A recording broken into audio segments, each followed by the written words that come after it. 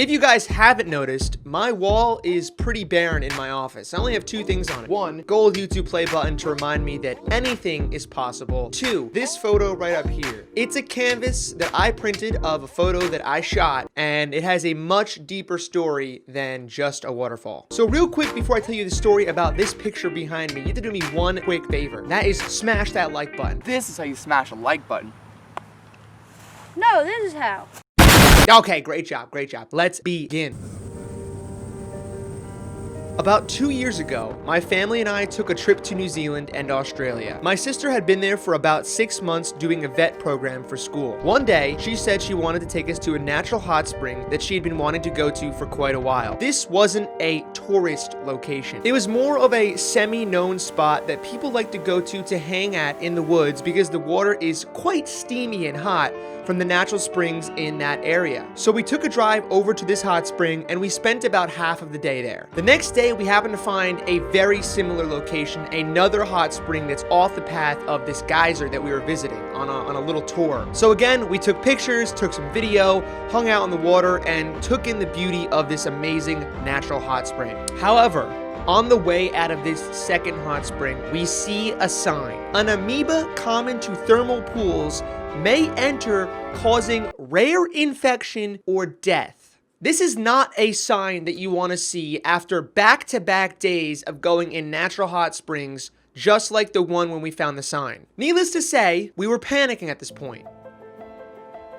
Over the next 24 hours, we decided it was probably best if we just get this settled once and for all, go to a nearby hospital or a clinic, and see what we could do to prevent any possible infections from happening. After talking to some doctors at the hospital, we pretty much got the gist from them that there is absolutely nothing they can do, and there's no way to prevent this or stop it from happening. If you've been infected with this brain-eating amoeba, it will basically slowly eat your brain. There's almost nothing you can do to stop it from happening. The amoeba are in that water, they get up your nasal cavity, and they can get into your brain that way, and at that point, once they're there, they start going to town, and it just gets pretty ugly pretty fast. So immediately, we're all trying to think, did we go underwater? Did we get water up our nose? Is there a possibility of this happening? And to be honest with you, even though it was only a day or two prior, going underwater is a pretty common thing. And getting water up your nose when you're swimming is also a pretty common thing. So I don't think any of us were really thinking about it and weren't totally sure if it had happened or not. I know for a fact my sister and I both had gone under the water multiple times, so we were spooked.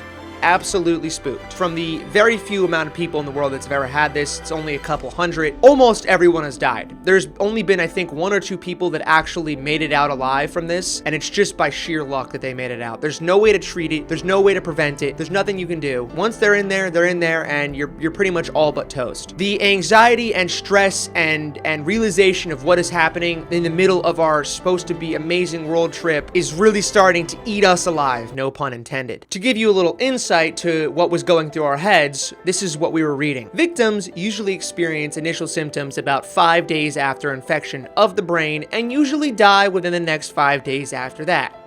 Great. Symptoms include seizures, loss of balance, hallucination, vomiting, confusion, and lack of awareness. Great. The helplessness feeling of knowing that in 2 weeks from now, you possibly could be dead and there is absolutely nothing you can do to try to stop that from happening is a very, imagine, in 2 weeks from now, you may die and you have no way to stop that from happening at all. And you know this infection could get you because you did go underwater and there's a good chance water went up your nose. All I'm thinking to myself is you can't go back and not go under the water. You can't go back and make sure that you don't do any of these things that could lead to the infection. And that running through your head over and over and over again really starts to eat you alive. Ultimately, came to the realization that there is, in fact, nothing we can do. And so we have to sit and wait, and that we'd know basically by the time we landed home in the United States, about 2 weeks from the time we figured out this was a thing, we'd either know if we would make it or not make it, essentially. All of this happened in New Zealand, and 2 days later, we take a flight to fly over to Australia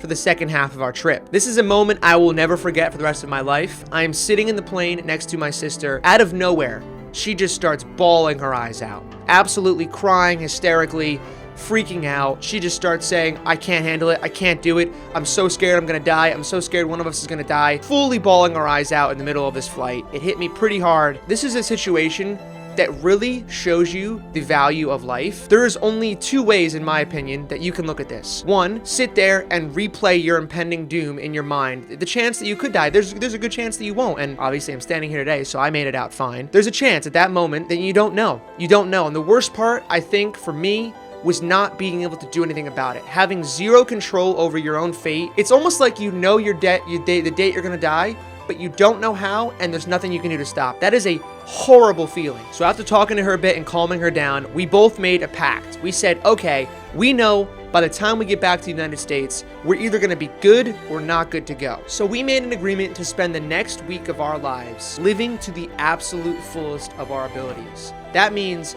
being positive no matter what, enjoying each other's company, living our last week, potentially, the best we possibly knew how to. It was a moment in which the cliche, live every day like it's your last, has never hit me so hard. This was it. We were really in a situation where it's very possible there was only 1 week left to live, or one of our other family members only had 1 week left to live, and that's just as bad in my opinion. If one of them's gonna die and you're not, that's still horrible. There's so many ideas going through your head about all the negative things. There's no way I'm going out on a negative note. There's no way I'm going out stressing and anxious and worrying about it happening. I'm gonna live it up to the fullest. We're in Australia, a place I've always wanted to visit. It's absolutely gorgeous. It's amazing there. The people are so cool, unique animals and environments there. And as part of that oath, the entire family said there's gonna be no arguing, no petty fighting, anything that's so minute and irrelevant, we're not gonna even consider a thought about it. Every single thing we do for the next week is gonna be as full of life as possible, enjoying each other's company, loving and treating each other as best as we possibly can. And these are things that we really should be doing every single day, but it's very hard to think about this stuff actively when there's little things pissing you off during the day. It's life. Shit happens every single day. It's easy to get caught up in these petty frustrations. Needless to say, again, I wouldn't be standing here telling you the story if I didn't make it out alive, and thankfully, nobody in our family was affected by this brain-eating amoeba infection, but it was a very real thing at the time. And I want to bring it back to the beginning of the story. This picture behind me right here. Every day when I walk into the office, I see nothing but this picture, which reminds me that life is incredible. Life should not be taken for granted, and you quite literally can die at any moment for any reason unbeknownst to you. Although this one was a lot more potentially realistic than maybe you walking outside and getting hit by a bus, every single moment you live could be one of your last moments. And for that reason, there is no argument to be made for fighting unnecessarily or treating people terribly or not being positive in every single moment that you can. There's almost nothing to be negative about. Flip it and say, I gotta go out on my best note. There's no reason to be negative. There really isn't. And there are a lot of things in the world right now that are super negative, and there are a lot of things that do need a lot of change. But instead of going about them in a negative tone, you gotta flip it positive. You gotta be the positive guy in the room every single time. Every day I walk into the office, I see this picture, and it might just be a waterfall, but to me, it tells the story of you never know when you're gonna end. And for that reason, there is absolutely no way you can go every single day without being the most positive, the best life living that you possibly can. You have to live life as full as you can. Every single moment, every single day. Don't let the petty things get you down. Remember that the bigger picture is always about positivity and living a full life. Tell your family how much you love them. Show them how much you care about them. Don't be fighting with them for petty or unnecessary things.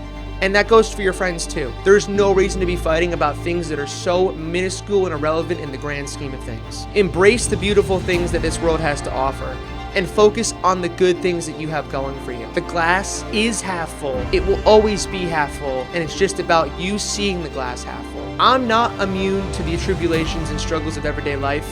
Nobody is. But I know that when I see this photo, I am reminded to stay positive no matter what, and appreciate all of the time that I have here on this beautiful planet, however long that may be. Now, I know this story wasn't the funny and energetic, entertaining type video you're probably used to seeing on Storytime Sundays, but I wanted to tell this story because if you guys watch my channel, you see this picture all the time. If you watch my streams on Twitch, you see this picture all the time, and I want you to see it in the same light that I do. Every day's got to be a positive day. Make it a great day every single day, and forget about all of the petty nuances that life throws at you. You gotta push past them. You gotta stay positive. It's the only way to live your full life and to embrace all of the greatness that is around you. You just have to open your eyes to it. I want to say thank you guys so much for watching. If you made it this far in the video, leave a comment down below saying positivity is the GOAT. If you guys want to see more videos like this one, make sure you subscribe to the channel. We are at 751,000 subs. I want to see if we can finally get to 1 million, but it's up to you guys. We'll see you guys all in the next one. Thank you so much for watching. Have an amazing day and stay positive.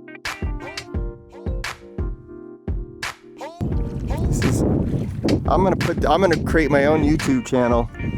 Dumb Americans try to climb iceberg.